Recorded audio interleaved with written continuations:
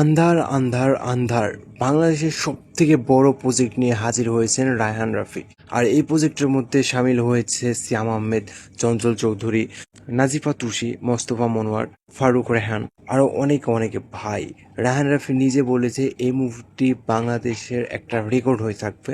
তবে এটা একটা ভূতের মুভি। জাস্ট একটা ফার্স্ট লুক পোস্টার রিলিজ হয়েছে আজকে।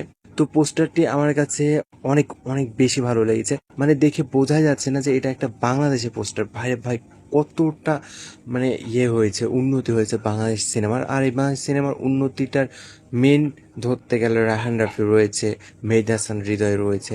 আর এইসব ডিরেক্টরের হাতে যেসব মুভি তৈরি হয়েছে ভাই, একদম মাস্টারপিস। আর এবার আসতে চলেছে আন্ধার। মুভিটি আসবে অক্টোবর মাসে, এই 26 সালেরই অক্টোবরে।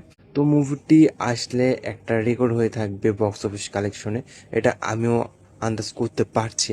আর রায়হান রাফির সিনেমা বলে কথা, লিটারালি সে করে দেখাবে। তো আপনাদের কতটা এক্সপেক্ট রয়েছে এই আন্দাজ সিনেমাটির ওপর, অবশ্যই অবশ্যই কমেন্টে বলে যাবেন।